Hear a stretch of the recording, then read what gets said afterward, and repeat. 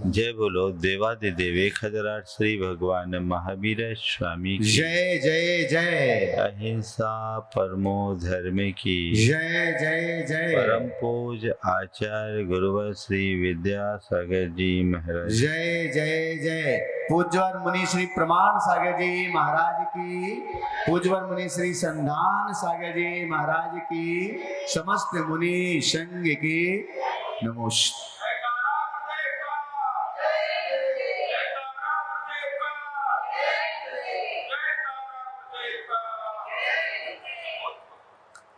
उपजाऊ भूमि में बीज डाला जाता है और ठीक रीति से खाद पानी दिया जाता है। समय समय पर उसके इर्द गिर्द उग आए खरपतवारों की निदाई गुड़ाई करके उन्हें अलग किया जाता है।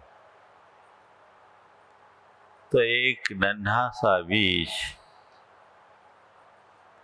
पल्लवित पुष्पित होकर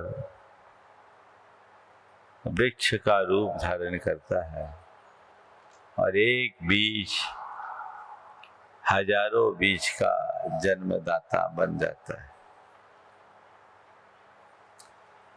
बीज की सार्थकता तभी है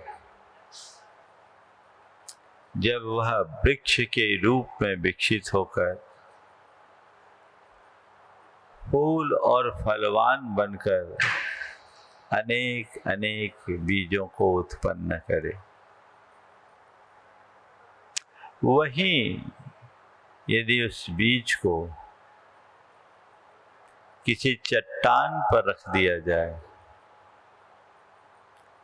तो वह हवा पानी में सड़ गल कर नष्ट भ्रष्ट हो जाता है। बीज मिट्टी में सिमट करके भी मिटता है और चट्टानों में सड़ करके भी मरता है, लेकिन बीज का भूमि में मिट्टी में सिमट कर मिटना अपने क्षुद्र अस्तित्व को विराट स्वरूप प्रदान करना है और चट्टानों में पड़कर सड़ जाना अपने अस्तित्व को ही मिटा देना है।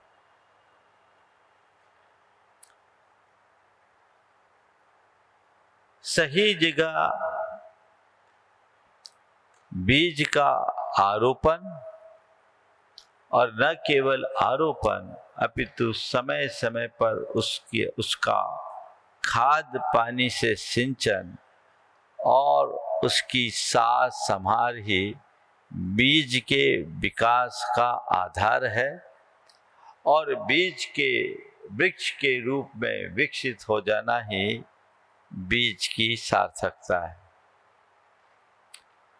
हमारे जीवन की सार्थकता भी जीवन मूल्यों की प्रतिष्ठा में है।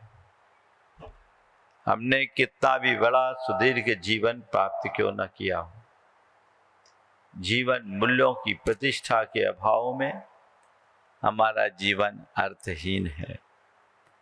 तो जीवन के इस बीज में जीवन मूल्यों की प्रतिष्ठा तभी हो सकती है जब हम उसमें समय समय पर उत्तम संस्कारों की खाद पानी देते रहें। ये बात बहुत अच्छे से स्पष्ट है। एक बीज भी जैसी मिट्टी में पड़ता है और उसमें जिस तरह के खाद पानी का सिंचन होता है उसमें वैसी तासीर आ जाती है। मनुष्य भी जैसे संस्कारों और परिवेश में पलता है उसका जीवन वैसा बन जाता है। मैं जयपुर में था, सांगानेर क्षेत्र में विहार हो रहा था। रास्ते में देखा वहां गेहूं की लहलहाती फसल दिखी। अन्य क्षेत्रों की अपेक्षा बहुत उत्तम। मेरी सहज दृष्टि पड़ी, मैंने कहा इधर की मिट्टी बड़ी उपजाऊ प्रतीत हो रही, यहाँ सिंचाई के साधन अच्छे दिख रहे होंगे। तभी एक व्यक्ति ने कहा कि महाराज ये फसल लहलहा तो रही है पर अच्छी नहीं है। बोले क्यों? बोले महाराज जी इस सारे गेहूं में बदबू आती है। बोले क्यों? बदबू क्यों आती? बोले ये नाला जो भरा है ना, सांगानेर में कपड़ों का प्रोसेस होता है, उसका पूरा वेस्ट उस नाले में बहता है और उसी से उसको सींचा जाता है। तो मुझे लगा अगर एक बीज को भी गंदे पानी से सींचने पर जब बीज गंदा हो सकता है, तो जीवन यदि गंदे वातावरण में रहेगा तो जीवन भी गंदा होगा ही होगा। बीज विकसित तो हुआ, पुष्ट भी हुआ, लेकिन उसका स्वाद विकृत हो गया। अच्छे संस्कारों में पलने वाले मनुष्यों में अच्छे गुण विकसित होते हैं और बुरे संस्कारों में पले बढ़े लोग, उनका स्वभाव, उनकी प्रवृत्ति, उनका आचरण और उनका व्यवहार सब उल्टा हो जाता है। सवाल, संस्कार क्या है? संस्कार जीवन का शुद्धिकरण, परिष्करण या निर्मलीकरण का नाम है। एक पत्थर को अगर ठीक तरीके से छांटा और तराशा जाए, उसकी अशुद्धियों को दूर किया जाए, तो उस पत्थर से भगवान प्रकट हो जाते हैं। यही संस्कार का चमत्कार है। जीवन में जिससे व्यापक बदलाव घटित हो वह संस्कार। सवाल, संस्कार है क्या? संस्कार हमारे चित्त और चेतना में जमे हुए वह चिन्ह है जो हमारे समस्त व्यवहारों, मानवीय संबंधों, हमारी प्रवृत्तियों और हमारी निर्णय क्षमता को प्रभावित करते हैं। हम जैसे संस्कार में पले बढ़े होते हैं, हमारे अंदर सब कुछ वैसा ही घटित होने लगता है। व्यक्ति की बोली, व्यक्ति का व्यवहार, व्यक्ति की प्रवृत्ति, व्यक्ति के निर्णय, व्यक्ति के संबंध, वो सब कुछ उसके संस्कार के ऊपर निर्भर करते हैं। अच्छे संस्कारों में पले बढ़े व्यक्ति की व्यवहार में बड़ी ताजगी होती है, मधुरता होती है, विनम्रता होती है, शालीनता होती है। उसके निर्णय बहुत अच्छे होते हैं, गंभीर और शांत होते हैं। लेकिन कोई अगर गलत संस्कार में पला बढ़ा व्यक्ति है तो उसके संस्कार भी वैसे ही हो जाते हैं। ये संस्कार जीवन के प्रारंभ से ही पड़ जाते हैं। संस्कार किस तरह काम करते हैं? बहुत पुरानी बात है। मैं एक छोटे से गांव में था, सर्दी का मौसम था। अचानक मौसम बिगड़ जाने के कारण हमारा 3-4 दिन उसी गांव में प्रवास हुआ है। 2 छोटी छोटी बच्चियां आती थी। ये मैं बात कर रहा हूं 1990 की। 2 छोटी छोटी बच्चियां आती थी। उस समय मैं सुलभ था। वो बच्ची आती, वो होगी, एक जैन बच्ची थी जो करीब 2.5 साल की होगी, और उसके साथ एक बच्ची जो जैन नहीं थी उसकी पड़ोस की थी, वो आती थी, वो भी करीब 2-2.25 साल की हो। वो जो बच्ची जैन नहीं थी, वो आके कहती, ए नंगे महाराज। वो नंगे महाराज कहती तो जैन बच्ची उसकी चोटी खींचती, कहते मुनि महाराज बोल। वो अबोध बच्ची 2-2.25 साल की बच्ची कह रही है नंगे महाराज, तो जैन बच्ची कह रही है नंगे महाराज ने मुनि महाराज कहो। ये है संस्कार का प्रभाव। उस बच्ची को किसने सिखाया?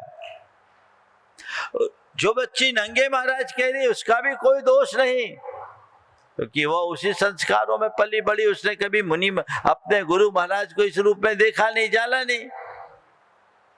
पर जो बच्ची जैन परिवार में पली है, उसके अंदर के संस्कारों में ये बात है कि जैन मुनि क्या होते हैं।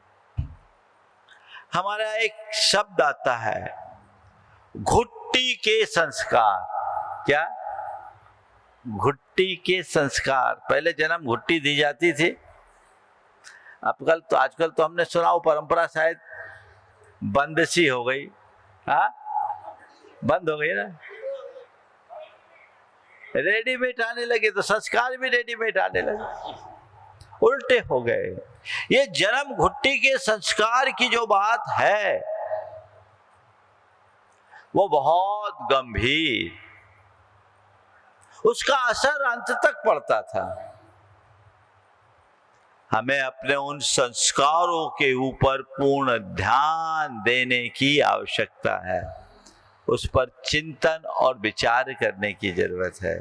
जब हम ऐसे संस्कारों के प्रवाह को देखते हैं तो हमारा जीवन सुरक्षित और सलामत होता है। आज मुझे बात करनी है उन्हीं संस्कारों की। भावना योग हमारे संस्कारों के निर्माण में कहां तक सहायक है? पहले हम संस्कारों के विज्ञान को समझें, फिर हम भावना योग के संदर्भ में कुछ बात करेंगे। हमने विगत दिनों ये बात जान ली कि हम जैसा देखते हैं, सोचते हैं, महसूस करते हैं, वैसा हमारा जीवन बनता है। इसे दूसरे शब्दों में आज दोहरा रहा हूं,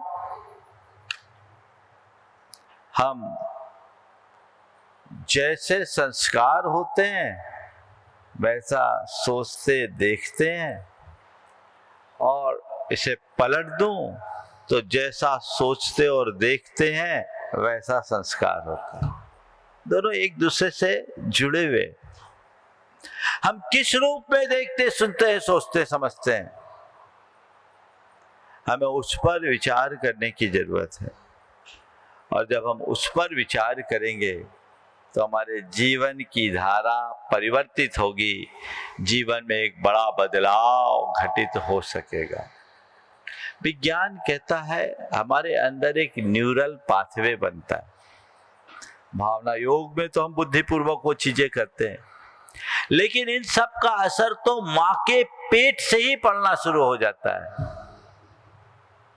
आज वैज्ञानिकों ने ये बात सिद्ध कर दी कि मां के पेट में पलने वाले बच्चे का उसकी मां से बहुत गहरा संवाद होता है। मां के प्रत्येक प्रवृत्ति और व्यवहार को वो बहुत गंभीरता से लेता है, वो उसके संस्कारों में जमता है, और वही भावधारा उसके जीवन में बन जाती है। जिस तरह के मां की स्थिति होगी वैसी हो। एक बच्चा जन्म लिया, लोग उसे बधाइयां देने गए, वहीं एक व्यक्ति आए, देखने के लिए आए, ढूंढा तो उसने अपनी अंगूठी रखी थी, वो अंगूठी नहीं मिल रही थी, और हीरे की अंगूठी थी। खोजा, अंगूठी कहीं नहीं मिले। जो बच्चा, नवजात बच्चा था, वो अपनी मुट्ठी बंद किए हुए था, मुट्ठी खोले नहीं। सबको आश्चर्य हुआ, कि ये बच्चा मुट्ठी क्यों नहीं खोल रहा है। जब उसकी मुट्ठी खुलवाई गई तो उसके हाथ में अंगूठी मिली। मुट्ठी खुलवाई गई, उसके हाथ में अंगूठी मिली। सबके सब आश्चर्यचकित, आखिर क्या बात है, ये मुट्ठी में अंगूठी क्यों बंद रखा, अपनी मुट्ठी को बंद क्यों रखा, और ये अबोध बच्चा अपने हाथ को खोला क्यों नहीं। तो पता लगा वो बच्चा, उसके माँ बाप दोनों जेब कतरे थे। अब जेब कतरा का बच्चा पैदाइशी जेब कतरा बन जाएगा। ये संस्कारों का प्रभाव है। हम कैसे वातावरण में अपने आप को ढालते हैं, सब कुछ उस पर ही निर्भर करता है। समझ गए? तो हमने भावना योग के विज्ञान की चर्चा करते समय ये बात अच्छे से समझा कि हम जैसा देखते, सोचते, महसूस करते हैं, वैसा हमारा मस्तिष्क वैसा काम करने लगता है। हमारे प्रीफ्रंटल कॉर्टेक्स में, हमारे हिपोकैम्पस में और एमिगडाला में उसी तरह का फंक्शन होता है। हम अपने एमिगडाला के कार्य को नियंत्रित कर सकते हैं, प्रीफ्रंटल कॉर्टेक्स को हम और ज़्यादा संतुलित बना सकते हैं और हिपोकैम्पस में जमे हुई अपनी स्मृतियों में परिवर्तन ला सकते हैं। सारा विज्ञान आपने जाना समझा है। भाई आपसे एक बात कहना चाहता हूँ, विज्ञान काम नहीं करता, विज्ञान तो काम को समझने में मदद करता है। विज्ञान काम नहीं करता, विज्ञान तो हमें समझने में सहायता देता है कि देख संस्कार तेरे अंदर पड़ते हैं, उसका असर जीवन में दिखता है। वो संस्कार कैसे पड़ते हैं तो वो उसका वैज्ञानिक कारण है। एक बच्चा विज्ञान को जाने या न जाने, पर संस्कारों का विज्ञान उसके जीवन में जरूर दिखता है, परिलक्षित होता है। हम इन चीजों को समझे, सच्चाई को समझे और उसे समझते हुए अपने जीवन में वैसा वातावरण उत्पन्न करें जो हमारे जीवन में एक बड़ा बदलाव घटित कर सकता है। हम अपने अंदर कुछ अच्छा उद्घाटित करने में समर्थ बन सकते हैं। ये सत्प्रयास हमें निरंतरता के साथ करने का प्रयास करना चाहिए। तो हम ये जानते हैं, हम जैसे वातावरण में रहेंगे वैसा हमारा जीवन बनेगा। अभी नेचर से नर्चर तक की बात आपने डॉक्टर साहब के मुख से सुना। ये बदलाव आएगा, इस सच्चाई को हम समझे तो उसके लिए हम संस्कारों के ऊपर ध्यान दें और बाल्यकाल से ही संस्कारों का समारोपण होता है। हम अपने संस्कारों को तो प्रयत्न पूर्वक बदल ही सकते हैं, लेकिन बचपन से यदि हमने इन बातों को ध्यान में रखा तो बहुत बड़ा बदलाव हो सकता है। और इसमें सबसे बड़ी भूमिका माँ की होती है। माँ चाहे जैसा संस्कार डाल सकती है, क्योंकि एक माँ है जिसका संबंध जन्म से पहले से होता है। संसार के सारे संबंध जन्म के बाद होता है, पर माँ का संबंध पेट से ही शुरू हो जाता है। माँ और बच्चे के बीच आंतरिक संवाद होता है, डायलॉग होता है। बच्चा माँ की भाषा और भावना को समझता है, वो उसे प्रभावित करता है, वो उसकी आवाज को पहचानना शुरू कर देता है। यही कारण है कि बच्चा जब बोलना शुरू करता है तो सबसे पहले उसके मुंह से माँ निकलता है। ये क्यों? क्योंकि माँ से उसका गहरा संबंध है। तो माँ संस्कारवान होगी, संतान पर संस्कार आएंगे। फिर परिवार में यदि संस्कारों का वातावरण होगा तो परिवार में संस्कार आएंगे और पूरे जीवन भर हमारे काम में आएंगे। शैशव अवस्था हो, यौवन अवस्था हो, प्रौढ़ावस्था हो या वृद्धावस्था हो, जीवन की हर अवस्था में, जीवन के हर पड़ाव में हमारे संस्कारों की महत्वपूर्ण भूमिका होती है। हम भावना योग से अच्छे संस्कारों का निर्माण कर सकते हैं। और जीवन में एक बड़ा बदलाव ही घटित कर सकते हैं। कैसे करे? सवाल, संस्कारों का आरोपण कैसे करे, है ना? जन्म से संस्कार देंगे वो तो वो देंगे जो जन्म दे रहे हैं, जिनने जन्म ले लिया उनका क्या हाल होगा? हम अगर अभ्यास करें घर परिवार से, संस्कार बदलते हैं। हम प्रार्थना करते हैं तो हमारे हृदय में कृतज्ञता के संस्कार उत्पन्न होते हैं, सेवा और परोपकार का भाव जगता है, विनम्रता मन में आती है। नियमित प्रार्थना से संस्कार अंतरंग में आएंगे, आपकी भावधारा बदलेगी, आपके सबकॉन्शियस माइंड में वो बातें जम जाएगी। मनोविज्ञान की भाषा में कहें तो हम ये कह सकते हैं कि हम जैसा आचरण करते हैं, जैसा विचार व्यवहार करते हैं, उसके संस्कार हमारे अवचेतन मन में पड़ते हैं, और जो चीजें हमारे सबकॉन्शियस माइंड में फीड हो जाती है वही हमारे व्यवहार में आ जाती है। ये बातें हम लोग जानते हैं। तो अगर अपने जीवन को अच्छा बनाना है तो हम अच्छे संस्कार डालें। रोज सुबह से उठ करके हम प्रार्थना करें। प्रार्थना करने से हमारे अंदर में कृतज्ञता का भाव, विनम्रता का भाव, सेवा का भाव, परोपकार का भाव, धर्म, श्रद्धा और लगाव अपने आप बढ़ेगा। क्रमण करने से अपने दोषों को स्वीकार करने की मनोवृत्ति आएगी। दोषों के शुद्धिकरण का प्रयत्न हम कर पाएंगे। दोषों को स्वीकारने और उनके शुद्धिकरण की बात जब मन में आती है तो जीवन में बड़ा बदलाव आता है, और ऐसा व्यक्ति अभिमान मुक्त होता है। उसके हृदय में सरलता आती है, क्षमा करने और क्षमा मांगने का संस्कार जमता है। अगर हम प्रत्याख्यान करते हैं तो नित्य नौ संकल्पों से भरने और उन पर दृढ़ रहने का मनोभाव जागृत होता है। हमारे अंतरंग में दृढ़ता आती, मजबूती आती है। हम अपने संकल्पों में स्थिर हो सकते हैं, और सामायिक का अभ्यास हो, ऊर्जा प्रवाह ध्यान में हम मग्न होने लगे तो हमारी चित्त की स्थिरता, निर्णय क्षमता, आध्यात्मिक चेतना का जागरण और कार्य क्षमता में अभिवृद्धि के संस्कार बन जाते हैं। हम कर सकते हैं।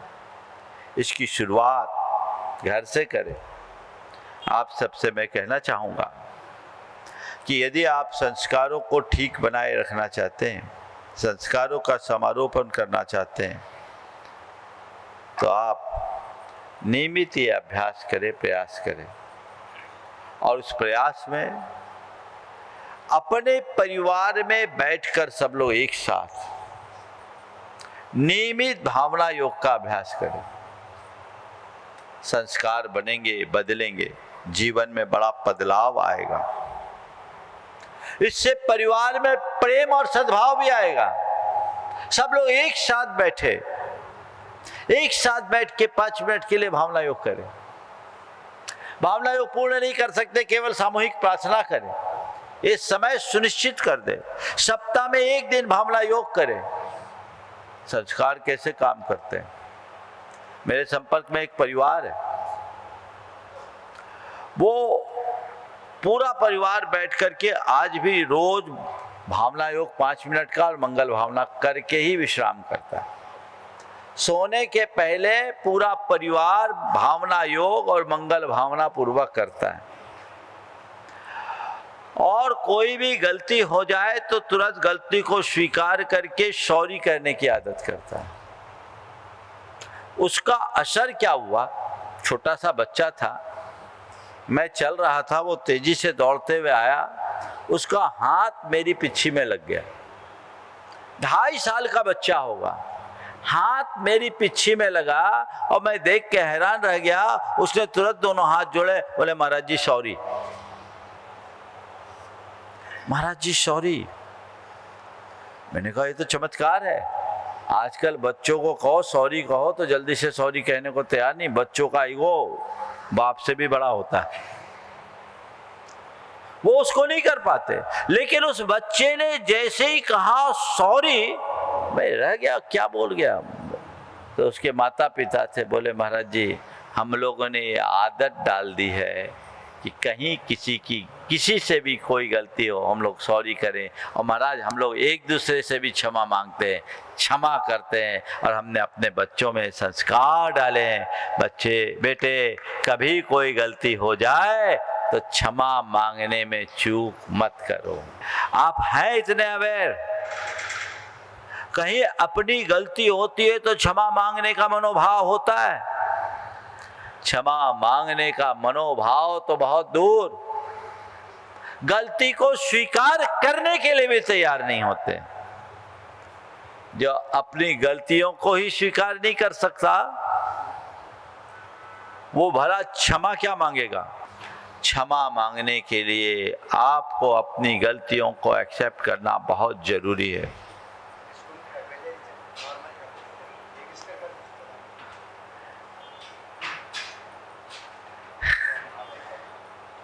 ये भी एक संस्कार, वो अपना काम करता है। तो गलतियों को स्वीकार किए बिना जीवन का उद्धार नहीं हो सकता। आप नियमित प्रार्थना करते हैं, नियमित प्रतिक्रमण करते हैं, नियमित प्रत्याख्यान का अभ्यास करते हैं और सामायिक करते हैं, तो आप तय मान करके चलिए आपके संस्कारों में आमूल चूल बदलाव आएगा, उसका असर पूरे जीवन दिखाई पड़ेगा। फिर बच्चों में अच्छे संस्कार पड़े तो उनको रोचकता से चीजें सिखाइए, चीजें नीरस नहीं होनी चाहिए।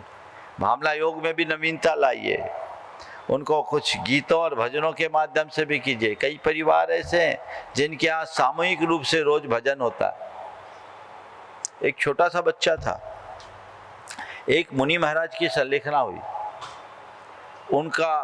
उनकी काया रखी गई सबके दर्शनार्थ, और वो 4 साल का बच्चा था, भजन अच्छा गाता था। 4 साल के बच्चे को कहा कि तुम कोई भजन गाओ। उसने जो भजन गाया अपनी प्रेरणा से हम सब मुग्ध हो गए। चदरिया झीनी रे झीनी जो की त्यों धर दीनी चदरिया, ये गीत गाया, लग गया। हमारे इस 5 साल के बच्चे में ये इतना विवेक। मैंने उसकी माँ से पूछा ये भजन कहाँ से सीखा। बोले महाराज हम लोगों के घर में हम सब लोग रोज 15 मिनट भजन गाते हैं, सामूहिक रूप से गाते हैं। उसके पिता भी भजन के शौकीन थे, माँ भी अच्छा गाती थी और बच्चे भी। बोले हम लोग सब इकट्ठे बैठ कर के भजन गाते हैं। ये है, अभी आपने देखा वो बैंकॉक से आया था पुरु, ये संस्कार है। तो आप जैसा प्रस्तुतिकरण करेंगे जीवन वैसा बनेगा, जीवन वैसा ढलेगा, उसमें ही सब चीजें आपकी घटते जाएगी, व्यवस्थित होते जाएगी। उस अनुरूप अपने आप को तैयार करने की जरूरत है। यदि ये संस्कार बने रहे तो मैंने जैसा अभी थोड़ी देर पहले कहा था, किसी भी अवस्था में कमी नहीं आएगी। एक बच्चा है तो वो भी संस्कारों से उत्प्रेरित होगा, वो धार्मिकता से जुड़ेगा, उसकी श्रद्धा बलवती होगी। युवा है तो इधर उधर की बातों से बचेगा, उसको अपने अंदर समझ रहेगी मुझे क्या करना है क्या नहीं करना, औचित्य का बोध उसे होगा। प्रौढ़ व्यक्ति भी अपने आप को आध्यात्मिकता से ओतप्रोत करके अपने जीवन में स्थायी संतुलन घटित कर सकेगा, और बुजुर्ग व्यक्ति भी अपने जीवन में आने वाले उतार चढ़ाव में ठहराव ला सकेगा। भावना योग का संस्कार हर अवस्था में व्यक्ति को संतुलित करता है। इसलिए आप अच्छे संस्कार के हिमायती हैं तो भावना योग की शुरुआत कीजिए। घर परिवार में बैठ करके शुरू कर दीजिए कि हम अपने घर में ये व्यवस्था रखेंगे, इतना हमको करना है। एक सज्जन है हमारे, उनने एक नियम ले लिया, शाम के 8 बजे हमारे परिवार के जितने भी सदस्य होंगे मंगल भावना सामूहिक रूप से पढ़ेंगे। 8 बजे का फिक्स टाइम। और उन्होंने इतने ही पे नहीं छोड़ा, बोले महाराज उस समय कोई मेहमान भी आ जाता है तो उनसे कहते हैं हमारी प्रार्थना का समय है, कृपया आप भी शामिल होइए। और महाराज हमने मंगल भावना के कार्ड छपा के रखे हैं, हम जब मंगल भावना पढ़ते हैं उनको कार्ड थमाते हैं, उनको भी बहुत इंस्पिरेशन मिलता है कि ये बहुत अच्छी चीज़ है, हम भी अपने परिवार में ये काम करेंगे। मंगल मंगल हो जगत में, सब मंगलमय हो, इस धरती के हर प्राणी का मन मंगलमय हो। आप ऐसा कर सकते हैं? बातें तो सब बड़ी बड़ी करते हैं, काम करने में सब पीछे रह जाते हैं। बहुत कम परिवार ऐसे मिलेंगे जहां सामूहिक रूप से मंगल भावना होती हो। शुरुआत कीजिए, बदलाव तो यहीं से होता है। आज भटकाव की कदम कदम पर संभावना है।